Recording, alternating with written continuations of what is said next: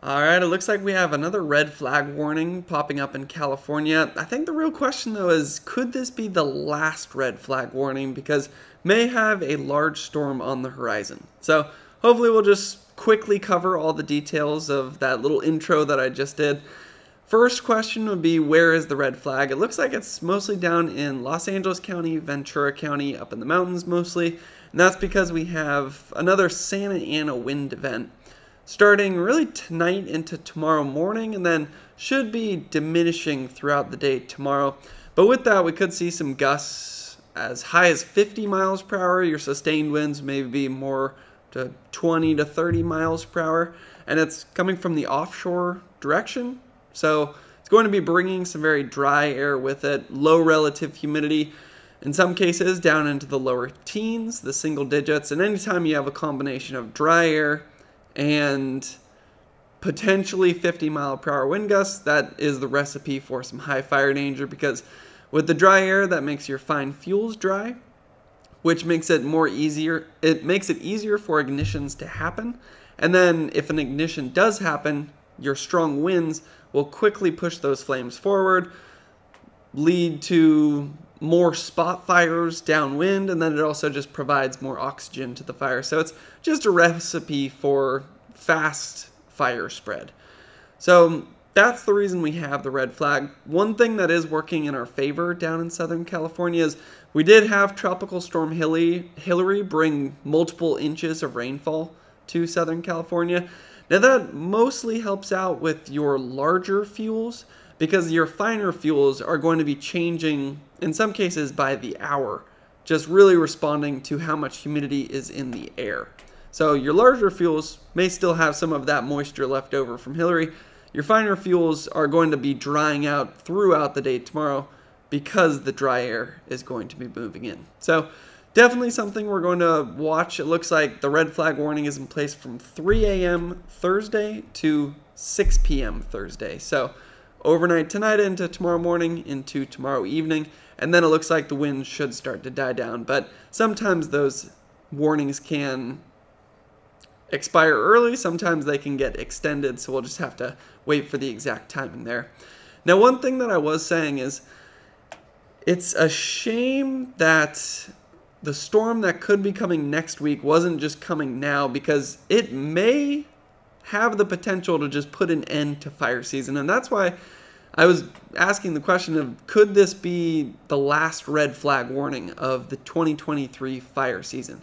So the reason we do still have it down in Southern California is because they haven't seen as much of the rainfall recently as Northern California has. We've had maybe 5 or 6 systems come in, bring some rainfall into Northern California, in some cases multiple inches, and that's basically put an end to fire season up in the north. We have a lot of moisture back into our fuels. We did recently have some red flags, but it was maybe a little questionable because of all the rain that we have had recently. We still haven't had our first big storm of the year, but we've had a number of systems bring at least some rainfall, and that is actually the best way to pick up rain, because in terms of flooding and overall damages, is you like to get a small amount over a long period of time, maybe even multiple different systems, as opposed to a massive amount all in one storm.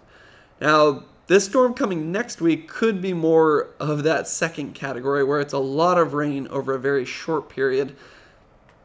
Not too likely that leads to too much flooding at this point in the season, because our soils can still absorb a lot of water. They're nowhere near saturated at this point. But Southern California, that could bring enough moisture back into our soils to really diminish any chance of future red flags popping up there, because we'll still have the Santa Ana wind events. This is the time of the year where we start getting more offshore winds. But once you have a lot of moisture in your soils, then that moisture goes into your fuels, and that can really put an end to fire season. So just talking about the details, what do we know about this storm as of right now? I'd say the number one thing I should say is that we know that there's going to be, I don't know if we know this, there's an above average chance of precipitation in the 6 to 10 day forecast. So that's me I was about to say covering my, but that's me just being as confident as we can be right now. Above average chance of rain 6 to 10 days out.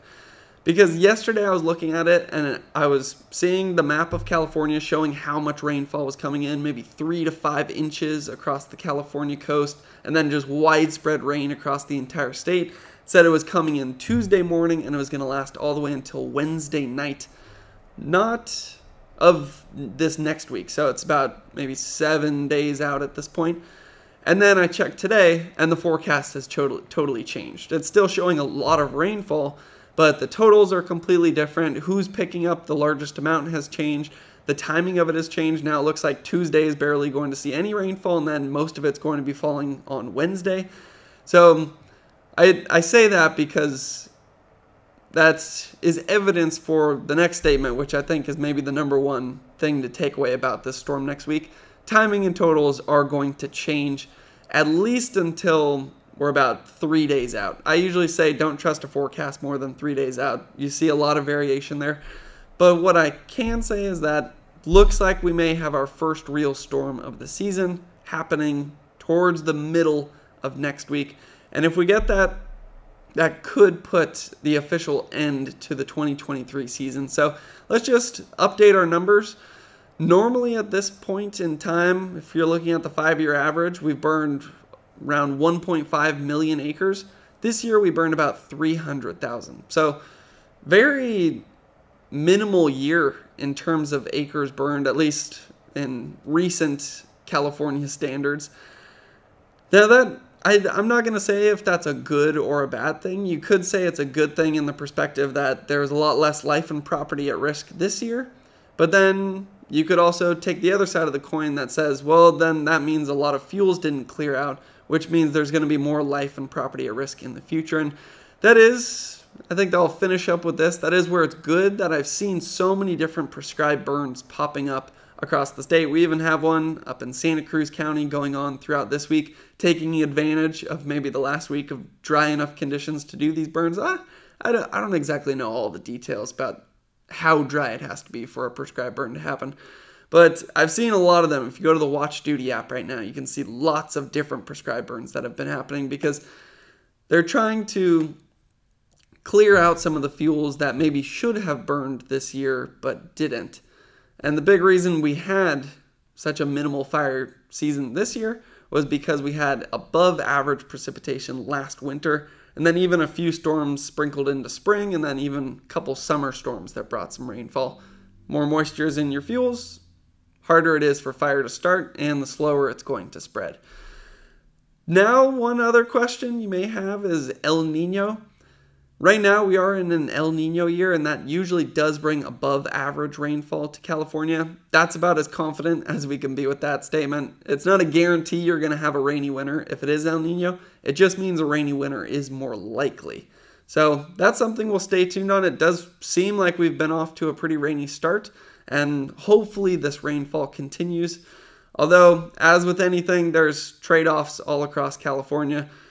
Less wildfire could mean more flooding, and then more rainfall this year could mean more fuels and wildfire in the future. So just something we'll have to stay tuned to see what happens there. I think the final thing I'll say is this year could be kind of representative of what would be maybe an ideal fire year.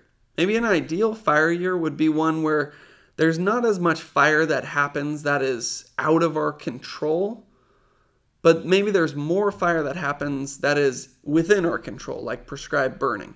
So perhaps that's the direction we go in terms of wildfire in California is if there's a day where it looks like a fire is going to go out of control, we try to put it out, we go suppression at all costs, put it out as quickly as possible. That makes perfect sense. But on days where maybe we don't have that extreme of fire conditions and we throw the spark into a model that shows that the fire's going to burn up towards the northeast, but it's not near any towns, maybe we just let it burn throughout the day today. Then maybe we just let some wildfires burn if it's in those favorable conditions.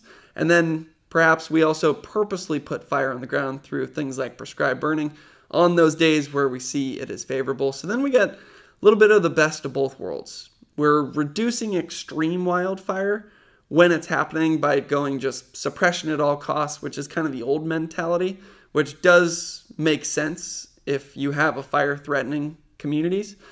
But then we could bring in some of this new theory as well, which is let's clear out as much of the fuel as possible when conditions are favorable. Obviously there, it depends on the different fire regime you're talking about. Maybe in the chaparral on the Central Coast, you don't do all that much fuel reduction because those aren't areas that throughout history would have seen a lot of fire, but maybe up in the Sierra, you try to do prescribed burns every 10 years and clear out the fuels so that the fuels don't accumulate and lead to extreme wildfires down the line.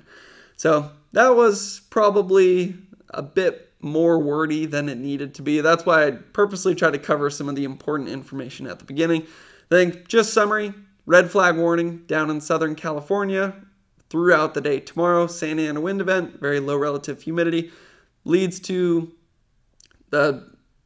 it's more likely that you see an extreme wildfire, but there's a big storm on the horizon and we're going to be following that one very closely to see if that can bring in enough rainfall to maybe put an official end to the 2023 season. So stay tuned for that, and thanks for watching.